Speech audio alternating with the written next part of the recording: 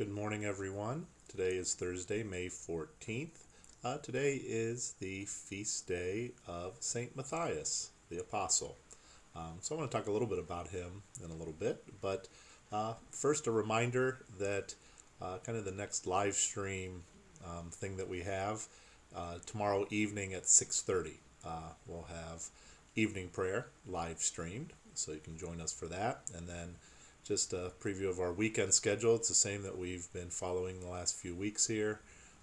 That there will be St. John the Baptist Church will be open for private prayer on Saturday from 1 in the afternoon until 4:30 in the afternoon, and confessions will be available from 3 to 4:30. And then also too on Sunday, we'll live stream Mass at 8:30 a.m. And then the St. John the Baptist will be open for prayer again on Sunday, 10 a.m. to 2 p.m. So hopefully you can join us for some of those live stream events, or even if you want to stop into the church for some time of private prayer. We'll have that opportunities available again this weekend, like it has been. Wanted to say, as I said, today's the feast of St. Matthias the Apostle.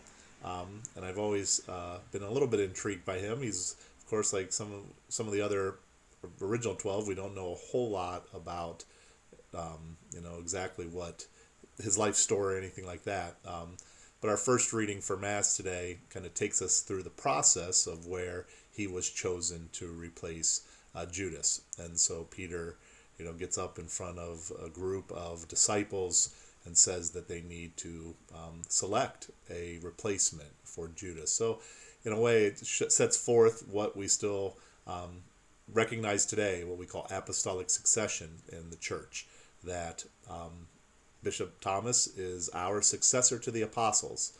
And so we could trace back his line all the way back to one of the 12.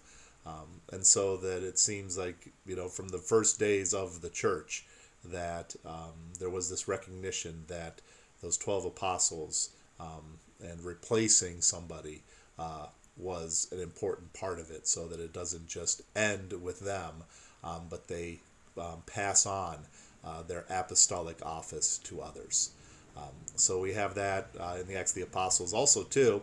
I've never looked at much commentary on this, but every year it strikes me a little bit that they talk about that there's two candidates. They've put out the criteria that it's somebody who had to be following Jesus from the time of John the Baptist's baptism all the way up to the ascension, a witness of the resurrection.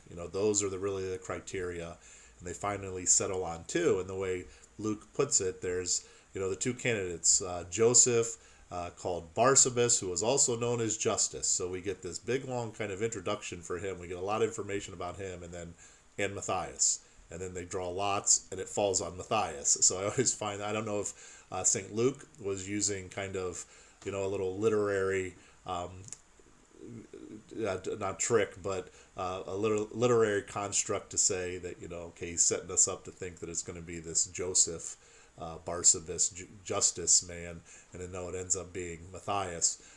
Or I thought in terms of, many times throughout the scriptures we see where, God picks the one that's not who would be expected. So maybe from, earthly eyes, and even from the eyes of the disciples gathered, it seemed like maybe this Joseph was the better candidate, had other skills or something, but God chooses Matthias. It made me think of the choosing of King David. His father doesn't even think he's in the running. He doesn't even have him come to the dinner where he's gonna present his sons to him.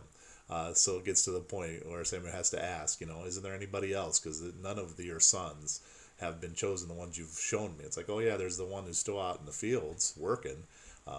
So I think it's a reminder to us that God many times uses what the world might seem as unimportant, or as St. Paul would say, what the world thinks is foolish and silly, God uses to kind of shame the wise. So I think I'm challenged by this feast of St. Matthias to look for those ways, those unexpected ways, or those what might seem unimportant or in earthly eyes, to see how in the divine plan those can be very important and can be very useful in God communicating his message to us. So hope everybody has a nice day. I know it's kind of rainy here in Toledo, but we'll continue to keep looking out for each other.